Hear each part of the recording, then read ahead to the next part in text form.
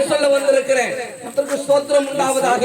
பல மருத்துவர்கள் கைவிடப்பட்ட சூழ்நிலை, கைவிடப்பட்ட சூழ்நிலை, உலகத்துல வாழ்வேணும்னு சொல்லி நாட்களை எண்ணிக்கொண்டிருந்த எனக்கு ஆண்டவர் ஜீவனை கொடுத்தார்.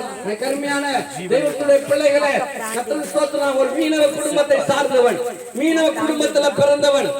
ஏதோ வெள்ளக்கார தெய்வத்தை ஏற்றுக்கொண்டு வெள்ளக்கார தெய்வத்தை நான் உங்களுக்கு சொல்லல.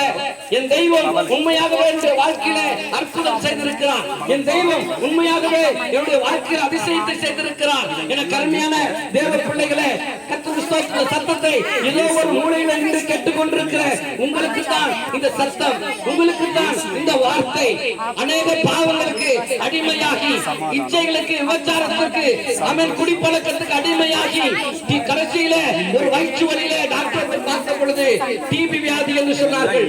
டிபியில லெப்ட் ஹேண்ட்ல பாதி எலும்பு சலித்து போச்சு என்று சொன்னார்கள். எனக்கு அருமையான தேவ பிள்ளைகளே, எனக்கு டேட் டாக்டர் கொடுத்த டேட் என்னன்னா 1 மாதம்